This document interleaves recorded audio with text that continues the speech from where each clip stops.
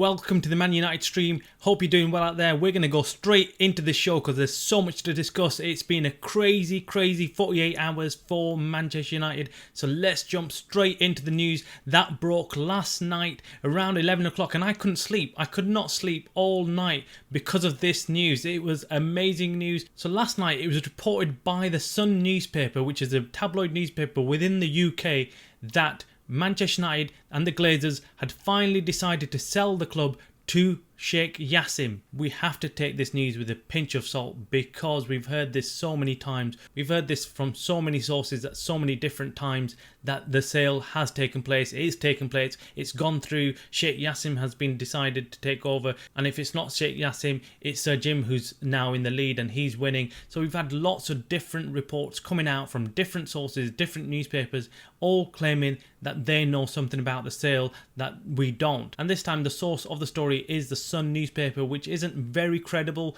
in the UK, but the reporter that has reported on this story has been getting things right recently. He did actually report on the U-turn with Mason Greenwood and Manchester United and the Glazers and Richard Arnold. He reported just this weekend and broke the news that the Glazers and Richard Arnold will be making a U-turn on Monday or Tuesday about the Mason Greenwood issue and will not be keeping him at the club, and that's exactly what happened. So we can't completely rule out what he's saying, but let's wait and see. It is huge news if this is the case. Having read the report, it does sound like there's more substance to this report and it's just not pure waffle and it's not lies or just false news. This could actually be the case. There's quite a lot of information in the report that suggests that he knows more than many other people out there. And this report comes at the back of what we discussed about a week ago, that the CEO of Cardiff City came out and already suggested that the Glazers had agreed to sell the club at a certain price and an announcement will be coming very soon. The news report says the Glazer family could announce Sheikh Yassim's proposed takeover of Manchester United as early as next month. The Qatari royal family is thought to have effectively won the race to purchase the club ahead of Sir Jim Ratcliffe, who was willing to allow the Glazers to retain a minority stake. Sheikh Yassim is expected to succeed with his latest offer, which is thought to be in the region of 6 billion. His team are now completing their due diligence before United's ownership changes hands, with the Glazers' 18-year reign finally set to come to an end. The report adds that United's current owners were warned not to accept Sir Jim Ratcliffe's offer by senior figures at Old Trafford. The Glazers initially wanted to continue holding shares in the club, but were told such a move would risk sparking a huge backlash from supporters. And that surely would have been the case if the Glazers were still at the club and had Sir Jim Ratcliffe there. It would not have been good, because most fans wanted the Glazers out completely. Most fans did not want the Glazers sitting at the boardroom, still having a say at Manchester United and having Sir Jim Ratcliffe just being the face of Manchester United. We'll carry on reading the report because it's really interesting, so let's carry on. Sheikh Yassim is expected to wipe United's gross debt of more than 725 million to save any further fees when the takeover is eventually signed and sealed. It means that he will not take any dividend payments from the club, as the Glazers have done throughout the bulk of their ownership. Are you hearing this? If this is the case, this is amazing news for Manchester United. The Glazers have been taking out dividend payments from Manchester United from the very start of taking ownership of the club. That means the Glazers, throughout their time as owners of Manchester United, have never put any money into the club, but yet in fact taken money out of the club each year in the tune of millions and millions of pounds. The report goes on to say he's also planning to upgrade Old Trafford as well as United's training base at Carrington, while continuing to provide heavy investment in their playing squad. The announcement of Sheikh Yassim's takeover, when it finally comes, will put a welcome end to the lengthy period of speculation that began when United were put up for sale in November. So if this report turns out to be accurate, and there's other sources that start coming out saying the same thing, we can start celebrating, and I will be one of the happiest fans around. I mean, I'd do a 24-hour live stream just to celebrate this momentous occasion. We've had 18 years of the Glazers running the club and sucking every tiny penny out of the club, sucking it dry and not leaving anything for the club to build on. But there are doubters out there of this story, and that's why we have to really be careful as Manchester United fans and not get carried away with it, because there are some people saying that this story has just been leaked by the Glazers because of the heat that they're receiving on the Mason Greenwood issue. And that is why they've released this story perfectly timed, and they're saying that this story is just to distract everyone from Mason Greenwood. This could be a real possibility because we've seen the Glazers play this game many times. The Glazers have done this throughout their 18 years of reign, where they put out news to test the waters to see what the reaction is going to be like, just like they did last week with the Mason Greenwood announcement saying that they're going to keep him, and suddenly they've done a complete U-turn and got rid of him. Maybe this story is the same. Maybe they just want to distract everybody from the bigger picture and just want the fans to calm down and stop protesting. What we're hoping for is other news sources that are more credible to come out and confirm this story, because if that is the case, then we can really start looking forward to an announcement in October to say that the Glazers are done and dusted and they're out of the club, and we've got a new owner in Sheikh Yassim who can then clear the debts of the club and then take us where we need to go in the future. We'll come back to the story in a short while. Let's take a look at the transfer news surrounding Manchester United, because even that has been crazy in the last 24 hours. Altay Bindire is a Turkish goalkeeper playing for Fenerbahce and is now on the verge of joining Manchester United. We heard yesterday that he'd completed his first part medical in Athens and now is travelling to the UK for his second part of his medical and could be announced as a new Manchester United reserve goalkeeper within the next couple of days. This is huge news because he is a very sought after player. He's a really good goalkeeper. He's very young, but he has raw potential. The reason for his initial medical taking place in Athens is because he has a back issue, and Manchester United wanted to confirm whether that's a serious back issue or not. And if the back issue wasn't a serious issue, they would then get the player to travel to the UK and complete the rest of his medical and his paperwork and then be announced as a new goalkeeper, which is fantastic news. Clearly, this means that Dean Henderson will be leaving Manchester United. We're hearing that Manchester United have agreed a fee with Crystal Palace, and Dean Henderson could be on his way out very shortly. Another player that could be on his way out is Brandon Williams. We're hearing that Manchester United have been in touch with Ipswich over a loan deal for Brandon Williams and an option to buy at a later stage. Hopefully Brandon Williams can leave and get some football time at Ipswich. I'm sure he can do well, and hopefully Manchester United can make some money out of Dean Henderson and Brandon Williams.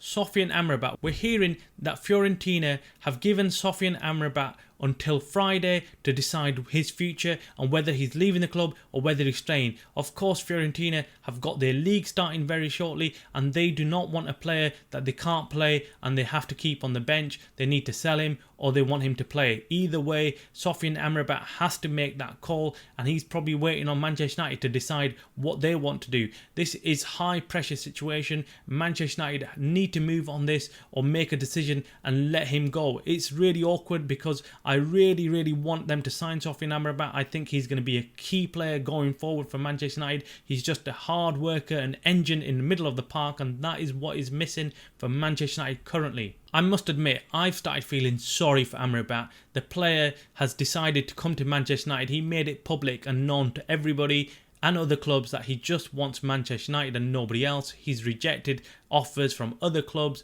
that have been coming in, but Manchester United have failed to get the deal done. Manchester United did say that they will complete on the Amrabat deal once they sell some midfielders like Fred and McTominay. Now Fred has already been sold, so why is there a delay on getting Amrabat? By the way, did anyone see Fred's debut goal with Fenerbahce? What a strike, what a goal. Where was that Fred for Manchester United? That's what my question is. What a goal. Well done to Fred, because he had a great start for his new club and the fans of Fenerbahce must be buzzing. But coming back to Amrabat, we're hearing from sources that Manchester United are waiting to clear a few more players like Donny van der Beek and maybe even McTominay, and then they will be making that move for Amrabat. Another player that's been linked to Manchester United in the last couple of days is Ryan Gravenberch of Bayern Munich, and we're being told that he has sat down with Thomas Tuchel, and Thomas Tuchel, the manager of Bayern Munich, has agreed that he could leave the club, which is massive news, and this could open the door for Manchester United to go in there and try and get Ryan Gravenberch on a loan move with an option to buy to Manchester United. This would be a very, very good signing for Manchester United, because this player has got masses of potential and could do a real good job for Manchester United. Gravenberch has already suggested that if he was to move away from Bayern Munich, he would prefer a move to Manchester United rather than any other club. Now, we're not quite sure why this is. It could be because of the Ten Hag link, it could be for other reasons, but this is great news for Manchester United, and it puts them in pole position to go ahead and secure Gravenberch's services. But let's wait and see, because we do know that money is an issue right now, and the Glazers are clearly not willing to put any further investment or money into the club.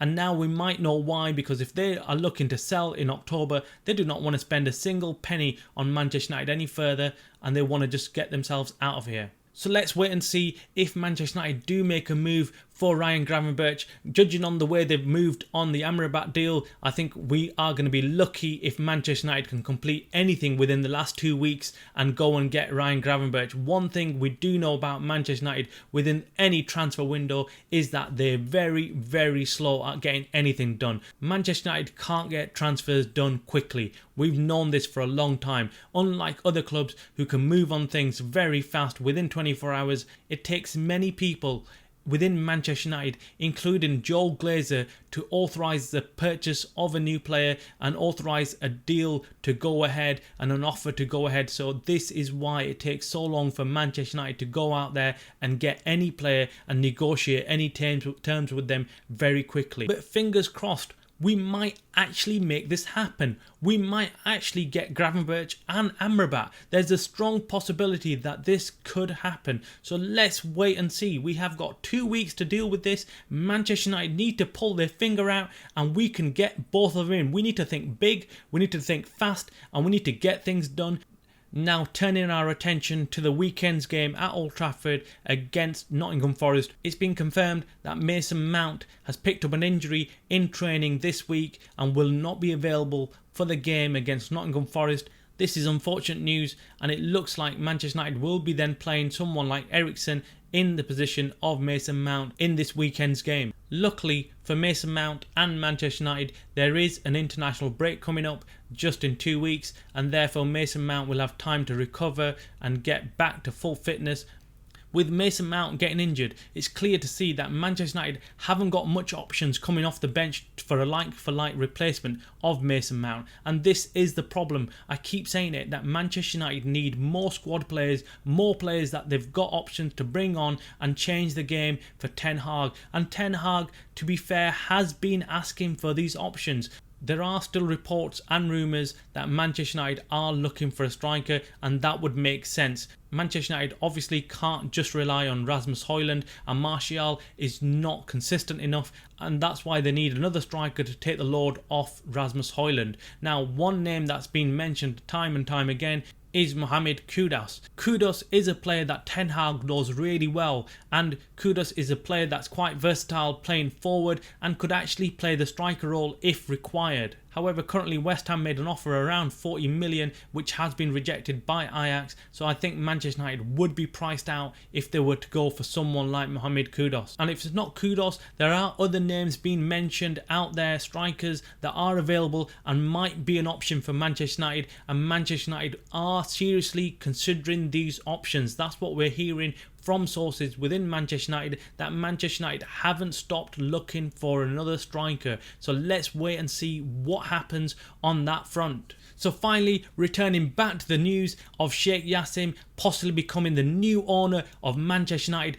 This could most possibly be the most important news we've heard in many, many years as Manchester United fans. Could this report be true? Having read it, it does look like it has more substance to all the other reports that we've had previously. There's a lot more to go on, there's lots more detail, and it's not saying that it's a done deal and it's going to get done today or tomorrow. An announcement is coming in the next couple of days. It's actually saying that the announcement will be in October.